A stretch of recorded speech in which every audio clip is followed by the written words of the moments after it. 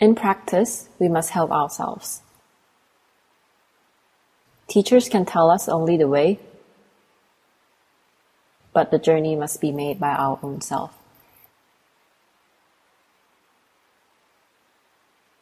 Being flippant doesn't bring us any good. If we do the mental development bhavana with the wish to be liberated from suffering and get the normal path and fruit and nirvana in this life, we must be determined to be resolute. If we do it like an amateur, by doing when we want or when we are diligent, but quitting when we are lazy, it will not work. It's like paddling upstream. The water isn't still, but rapid. The stream of defilements is rapid. When paddling upstream, we have to patiently keep up on paddling. Don't stop. Whenever we stop, we go backwards and are swept away by the water flows.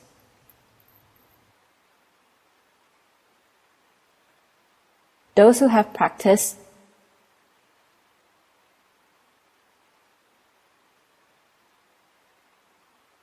and get satisfactory results by being liberated from suffering step by step have the endurance. For those who practice on and off, it doesn't work. The same principle applies to monks and laymen. It's to fight without quitting. Fighting then and retreating will never win. Determination to be resolute is very important. Determination to be resolute and then perseveringly do the mental development. Be patient. There are many obstacles along the way. Sometimes there are beasts like crocodiles trapping a river.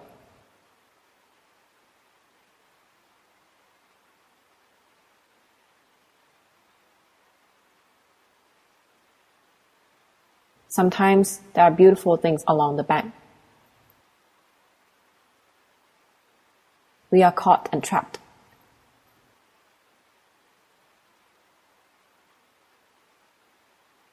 If we are unable to fight, we are defeated. The cycle of rebirth is long because we walk forward and then backward. Due to walking forward and backward, the cycle of rebirth is long and never ending.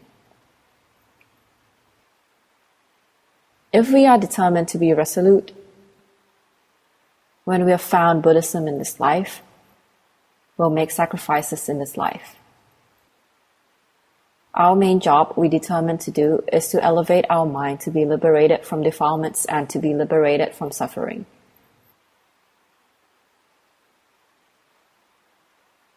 It doesn't matter how much you'll be liberated. Let's fight. When we fight, it doesn't matter how many percent that will work. Don't worry.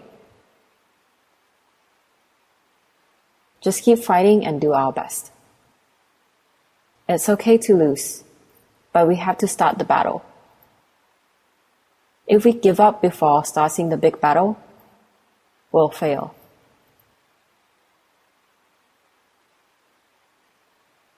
Look at the history of the Buddha and the disciples.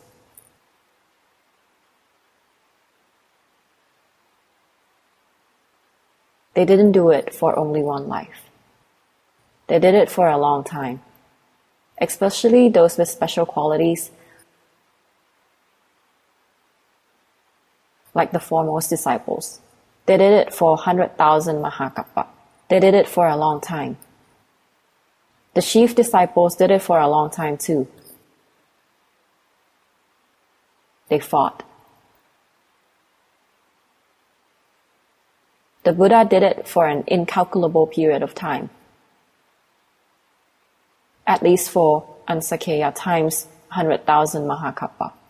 And Ansakeya is approximately 10 to the power of 148. One Mahakappa is one cycle of the universe rise and fall.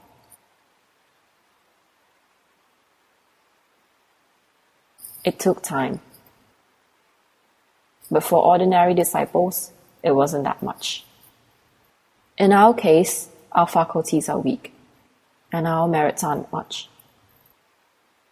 We were born in the Middle Ages of religion.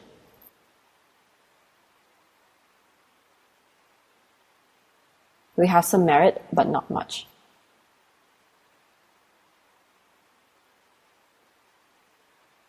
If we want to get good things, we must patiently and perseveringly do the mental development. Near the shore is near nirvana, little by little. Let's determine to keep on practicing no matter how many years it will take. Just keep on practicing our best. If we practice but not get the noble path and fruit in this life, it's alright. Born to be a fighter, we have to fight. When we fight, it doesn't matter to win or lose. If we fight, we may lose today, but we have a chance to win in the future. I used to meet one master. I paid obeisance to him with my full respect. He said to me, I was with the headmaster. Those in the same generation were already liberated from the suffering, while I didn't get anything, even the first stage of holiness, Sotapanna. However, I shall not quit. Even if it must take 100 lives, I shall keep on practicing. No matter what, I shall not retreat. This is the mind of a true practitioner. If like this, like a warrior, it doesn't matter to win or lose. We have to fight. If we are weak and on and off in practicing, we'll get just that. We can't say the Dhamma of the Buddha isn't really good. We can't say that because we've not practiced Dhamma with righteousness. Therefore, we must intend that when having found Buddhism in this life, we shall fight our best. The job that earns a living for taking care of ourselves and our family is the job for living with the world.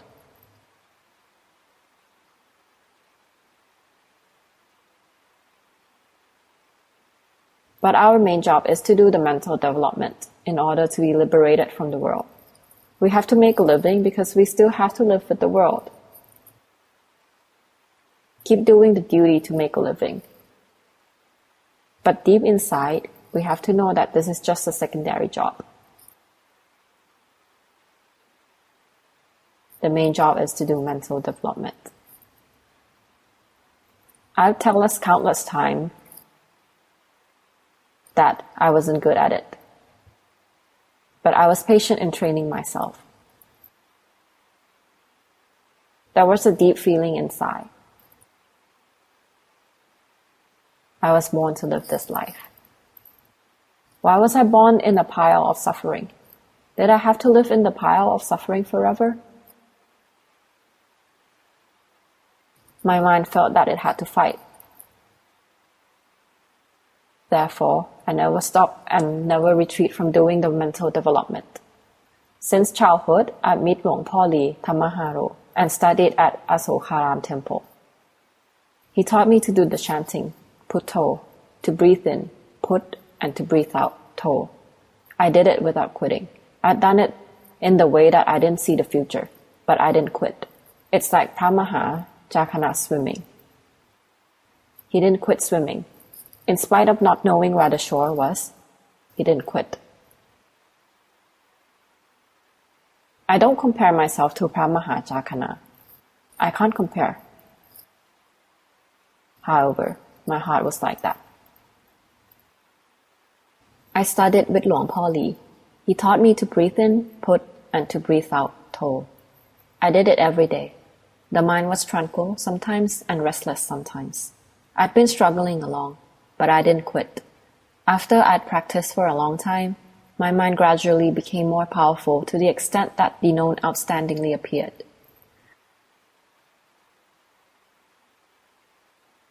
Therefore, I'd been able to separate the aggregates, kanta, since I was a layman. Before meeting Luang Pu Tun Atullo, my mind could be stable as a nova. It could be stable as a nova because I'd seen that the body and the mind wasn't the same one. When keeping on doing the mental development every day, one day we'll see the body disappear completely, but the mind still remains. When the body comes back, we'll know that the body and mind are not the same one. At that time, I didn't know how to watch other people. I didn't know how other people were. I thought that other people were like me, in my feeling. The body was something that had moved and was something that had been known and watched. The mind was stable like that, but I didn't know the path to go further. I knew only how to do the samadhi to the extent that the mind could be stable. At first, I did it wrong. It was samadhi that caused the mind to go out knowing and seeing various things. Some true, some lies, but none could be trusted and had a sense. When I met Luang Pu Tun, he taught me to watch the mind and said, "You've read a lot of books. From now on, read your own mind." Before meeting Luang Pu Tun, I'd read a lot of books, the Tipitaka. I read them over and over again, many times, to search for the method of how to begin practicing. But I couldn't find one. There were many textbooks. For samatha, tranquility development, there were dozens of methods. For vipassana, wisdom cultivation, I didn't know how to do it. I knew only the sutras chapter by chapter, the foundation of mindfulness, the sutra of setting in motion the view of the doctrine, the sutra of non-self, etc. But they didn't lead me to the practice. I didn't understand. When I met Luang Pu Tun, he pointed directly to the mind and taught me to practice and learn into the mind. When I learned the mind, it was like I got the key to the practice. The mind was something I'd already seen since childhood, but not knowing how important it was. When Luang Pu had taught me to watch the mind, I kept on observing it. Finally, the mind was stable. Once I knew the mind does the thinking, the mind became stable. When stable, it said, "Oh, this one was the same old one. I'd been able to do this one," the stable mind, "since childhood." At first, I didn't understand what Luang Pu had taught. He told me to watch the mind. When seeing the stable mind, I stared at the stable mind and kept the mind to stay still like that, in order to make it empty and bright. Then, when I'd sent my homework to Luang Pu, he said to me, "You made a mistake.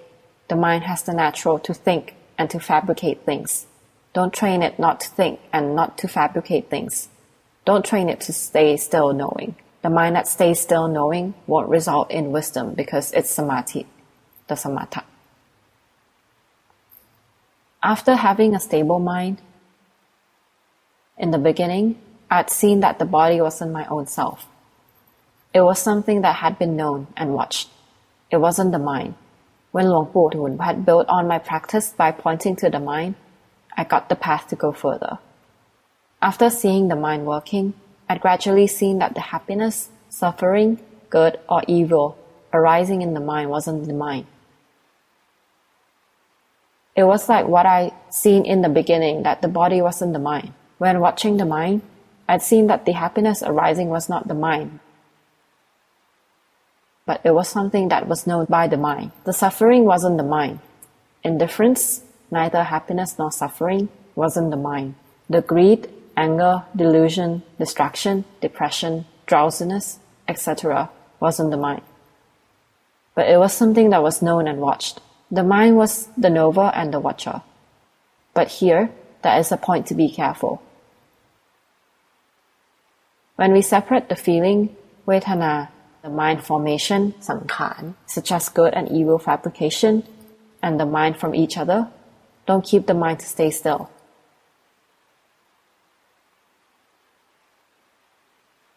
If we deliberately keep the mind to be happy, peaceful, or good, we made a mistake. It becomes the samatha.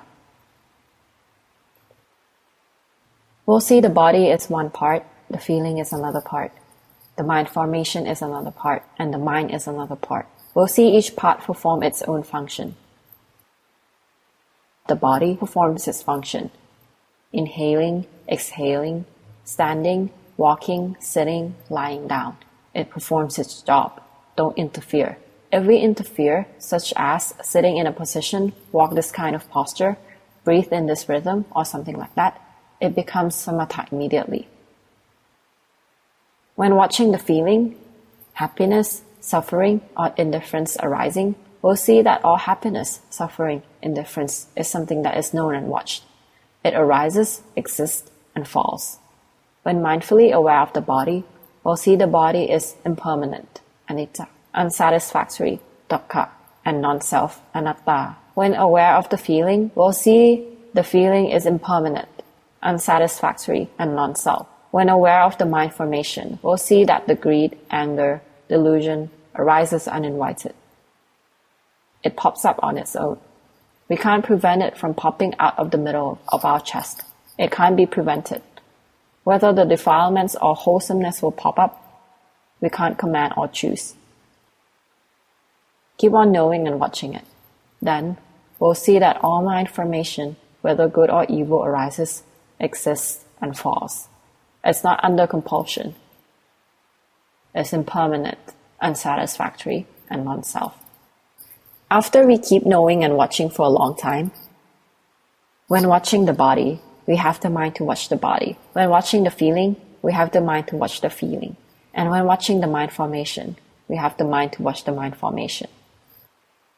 In every situation, there is the mind acting as the knower and watcher. Everything, whether the body, feeling, or mind formation, that is known or watched is impermanent, unsatisfactory, and non-self all the same. Keep on watching it over and over again for months and years. Keep on watching it over and over again. However, we can't watch it straight through. When cultivating wisdom, we watch the three characteristics, Trailakkhana, of body and mind, Rupa and Nama. The body, feeling, mind formation, and mind. We'll see the three characteristics from time to time, not all the time. When cultivating wisdom, soon the mind will be exhausted. When exhausted, the mind will stop cultivating wisdom. Sometimes I contemplate Dhamma very smoothly.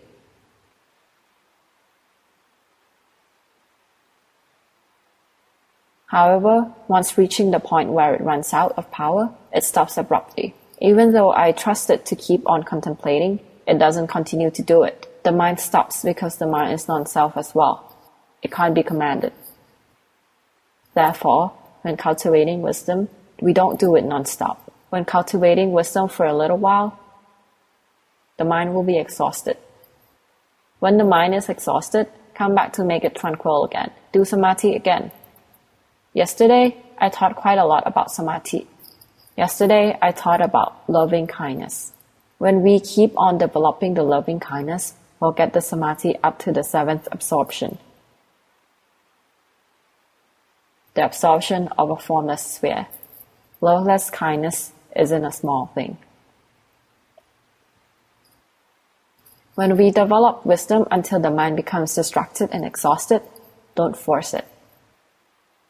If we develop the wisdom with insufficient samadhi, the wisdom won't arise, but the distraction will arise. The distraction is the delusion, moha. It's another name of distraction. Another name of wisdom is the non-delusion, amoha.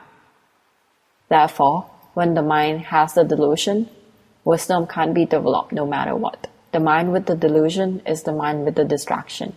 The mind that is lethargic and exhausted, or the mind that doesn't perceive any sense objects, has the delusion. The mind that hesitates on how to do things has the delusion too. When the mind has the delusion, the wisdom can't be developed, because the wisdom and the delusion are opposite of each other.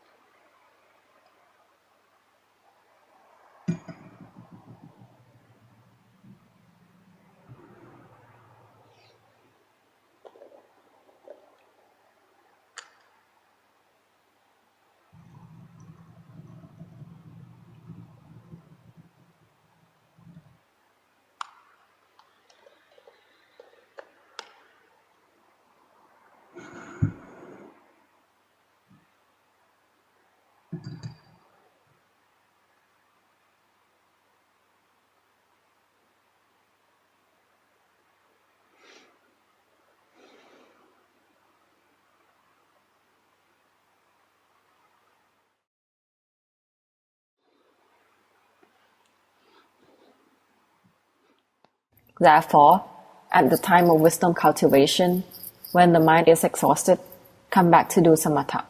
Don't force it. Forcing doesn't bring any benefit. We'll be more distracted. Luang Por Phut, Thaniyo, used to say, there is a thin line between wisdom cultivation and distraction. When the mind cultivates wisdom, the mind is working. When the mind is distracted, the mind is working.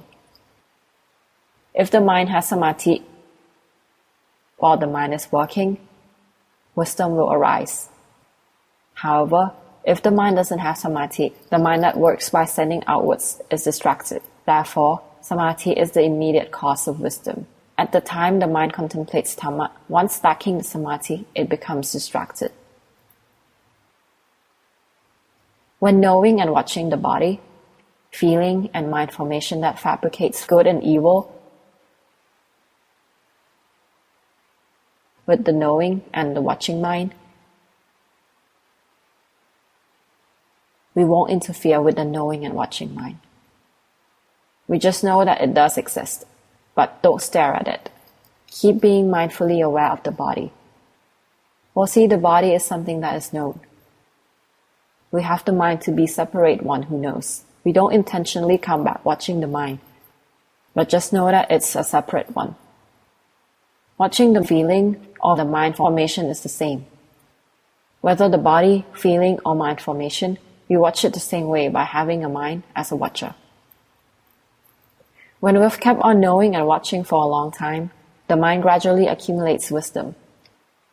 It will gradually become wise, not immediately wise.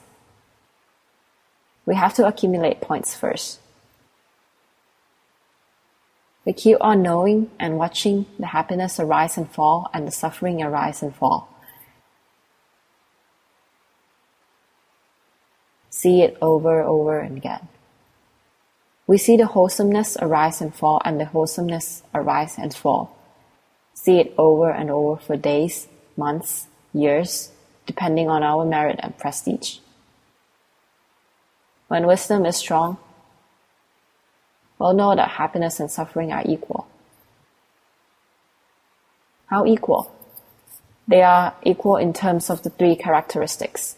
Everything is impermanent, unsatisfactory, and non-self. Everything that arises shall exist and fall all the same. Happiness and suffering, good and evil, are equal in terms of the three characteristics. The goodness that arises is subject to the impermanence, unsatisfactory, and non-self. The evil that arises is subject to the impermanence, unsatisfactory, and non-self. They arise, exist, and fall all the same. This is the stage of wisdom cultivation. We must be able to differentiate it from the ethical stage. In the stage of wisdom cultivation, good and evil are equal. But in the ethical stage, good and evil are unequal. We must do good and not do evil. When doing good, making merit, or doing something like this, we'll get happiness. If we do evil or sin, the result is suffering. We're in the world and have to live with this world. Therefore, we should live with the happiness, not with the suffering like hell on earth. When karma causes an effect, bad people, no matter how rich they are or how powerful they used to be, won't be happy. For example, some person had to flee abroad. If happy living abroad, he probably doesn't want to come back to Thailand. In actuality, he isn't happy. Therefore, when we listen to the Dhamma, listen carefully. In the ethical stage of Dhamma, good and evil are unequal. In the stage of Vipassana practice, good and evil are equal in terms of the three characteristics. Therefore, if we say good and evil are equal, or happiness and suffering are equal, it must be appended that they are equal in terms of the three characteristics. When the mind sees the happiness just averagely as something that arises and falls, and see the suffering just averagely as something that arises and falls, at the time the happiness arises, the mind won't be pleased because of knowing that it will fall at any moment. At the time the suffering arises, the mind won't be displeased because of knowing that it will fall at any moment. Everything shall fall. Therefore, the mind will be liberated from the pleasure and displeasure, and the mind will become neutral. When we do the wisdom cultivation in full, the mind becomes neutral. We don't need to pretend to be neutral. There are many levels of neutrality. Neutrality can result from mindfulness. For example, at the time of seeing the mind likes these things or hates these things, we are mindfully aware of liking and hating. When liking, we know, and when hating, we know. The liking and disliking will fall, and then the mind will be neutral. This is the neutrality resulted from mindfulness. Another is the neutrality resulted from samadhi. When entering into absorption and the equanimity, ubekha, the mind will be neutral and be able to let go of even the happiness. However, what I teach is to do the mental development by watching the body, feeling, and mind formation, with the mind as a knower and watcher. Then, we'll attain a neutrality resulted from wisdom. We'll see it over and over again that everything is equal in terms of the three characteristics. Everything, whether happy or suffering, good or evil, is equal in terms of the three characteristics. When have wisdom at this stage, the mind will be neutral on its own. When we have wisdom, it is called Saikarupe Kanana. Kanana is wisdom. The wisdom resulting in the equanimity of all fabrication is called Saikarupe Kanana. Some of us learn the mental development for a few days and like to brag that they can merely know and see things. They talk gibberish, like everything is merely known and seen. The mind that is able to merely know and see things has to be neutral by having wisdom. Other than that, it isn't mere knowing and seeing. We like when knowing this thing, or we don't like when knowing that thing. When attaining neutrality resulted from wisdom, the mind won't rise and collapse. It's truly neutral. It merely knows and sees every condition arise, exist, and fall equally. Finally, the noble path will arise. The mind will merge into Appana Samadhi. Then, the mind will have the wisdom active in Samadhi for 2 to 3 moments. Finally, the noble path and noble fruit will arise. Before the noble path arises, it feels like we used to be outside. When we see the arising and falling in the absorption, we'll see that this point is still outside. Then the mind will let go of the outside world and move towards and move into the mind. At this point, it moves quickly and arrives in a flash. In the textbook, this point is called Gotrapa, the knowledge at the moment of the changing of lineage. At the moment of letting go of the formations, it's no longer the worldly person, Putujana. At the moment of moving against the current back to the knowing element but not being there yet, it's not yet the noble one, Ayapukkala. This is the boundary between the worldly person and the noble one. This is the path everyone goes through. One day, we must pass this line. It will move against the current into the knowing mind. When reaching the knowing mind, it will penetrate into the knowing mind. The mental intoxication, asava, and defilements will be destroyed by the noble path, and then the noble fruit will arise for 2 to 3 moments. It will be empty and bright. Some will be filled with joy, some with the equanimity, not equal and not the same. These arise in the mind, don't they? In the beginning of mental development, we must train to have the knowing mind first. When having the knowing mind, we'll learn the mind. The mind works and has the duty to know. To know what? To know the body, feeling, and mind formation. We keep on knowing to the extent that the mind is neutral. Then, the mind will go against the current into the knowing mind, crack open the knowing mind, and attain the Dhamma. The mind that is liberated from the world.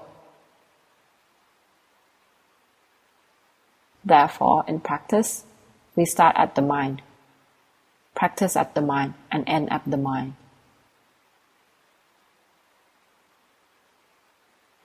When the knowing mind is destroyed, it's called the mind is over, it's destroyed. Therefore, in practice, we start at the mind, know at the mind, and end at the mind.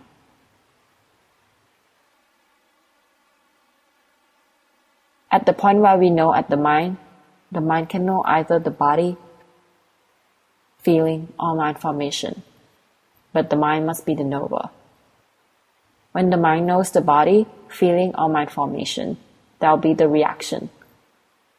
Pleasure or displeasure arising. Be aware of it. When aware of it, the mind will be neutral. Be mindfully aware of it and be neutral by having the mindfulness over and over again. Finally, it will be neutral by having wisdom. When being neutral by having wisdom, the mind will merge into the mind. At this point, the Appana Samadhi will rise. The mind will merge into the mind. Then, the mind will contemplate the mind by seeing internal conditioned things working for 2 to 3 moments. Then, the mind will let go of the mind. Once the mind lets go of the mind will attain the Dhamma. Therefore, in practice, we can't abandon the mind. It starts from the mind by having the mind as the knower. Then we use the knowing mind to cultivate wisdom. When cultivating much wisdom, the mind will merge into the mind at Appana Samadhi. It will do it on its own, since it has no pleasure or displeasure anymore. Then, the defilement will be cut off at the mind of the noble path. Nirvana will be touched by the mind of noble fruit. All of this is the matter of mind. Whether liking or not liking the matter of mind, we can't abandon the matter of the mind. The senior master, Luang Pu Man, Puritatta, said, getting the mind is getting the Dhamma. Not getting the mind is not getting the Dhamma. When getting the mind, we get Dhamma. When not getting the mind, we don't get Dhamma. Therefore, the mind is key to practice. We have to train ourselves every day. Keep on doing the mental exercise and be aware of our own mind to the extent that the mind could be separated to be the knower and watcher. If we do not know how to do it, we do it the easy way. At this moment, we're sitting. We see that the body is the one who sits. We see the body, don't we? The body is the one who sits. Or try moving. The body is the one who moves. Do we feel the body moving? Who is the knower? The mind is the one who knows. Some Abhidhamma teachers also teach well, saying, do you see Rupa standing, Rupa walking, Rupa sitting, Rupa lying down? Who is the knower? Nama is the one who knows. What kind of nama is the knower? Siddha nama, mind, is the principal one who composed with several cetasika nama, mental concomitants. Abhidhamma teaches like this. This way of teaching makes us dizzy, but actually it's right. The mind doesn't arise alone. The mind must arise together with the mental concomitants. In the case of the mind of noble path and fruit, there are many mental concomitants arising together with the mind. The mind doesn't arise alone. There is supramundane mind formation. When the mind formation arises together with a supramundane mind, the mind formation will be supramundane too. Keep knowing, watching, and training our own self. When the body sits, we know that the body is the one who sits. When the body breathes, we know that the body is the one who breathes. Keep watching it on and on. Then, observe that when we know the body sitting, sometimes the mind immerses into the body. Once knowing this, the mind will spring up to be the knower. In case of the body breathing, when we see the body is the one who breathes and is something that is known and watched, the mind will spring up to be the knower. After we have the mind as the knower, when being mindfully aware of the body, we'll see the three characteristics of body. When being mindfully aware of the feeling, we'll see the three characteristics of feeling. When being mindfully aware of the mind formation, we'll see the three characteristics of mind formation, good and evil fabrication. Finally, the mind will merge into the mind. It will see the truth of mind that the mind is in the mind. In the end, the mind is in the mind. The mind will become one kind of element, the knowing element. The mind won't be as round as one we used to perceive and train. As a result, we'll finally let go of the mind. We learn about the mind in order to use it as a tool for practice. If unable to let go of the mind, we won't be liberated from the cycle of rebirth. The mind is in the aggregate of consciousness, Vinaya. When learned about the body, feeling, and mind, we'll reach the Dhamma at the end. When letting go of the mind, we'll reach the Dhamma. It's not Duang Tham, the weird practice of seeing these things and those things. Whatever we see, it's not as important as seeing our own defilements. Keep learning it. At the end, the mind will be liberated. We know at the mind, learn at the mind, know at the mind, and then we'll be liberated at the mind. We'll let go of the mind. When reaching the final stage of mental development, we'll let go of the mind. When the mind lets go of the mind, there is nothing to hold on anymore. Therefore, gradually practice every day. Don't be lazy. We must be patient. It's not mysterious knowledge, but profound knowledge.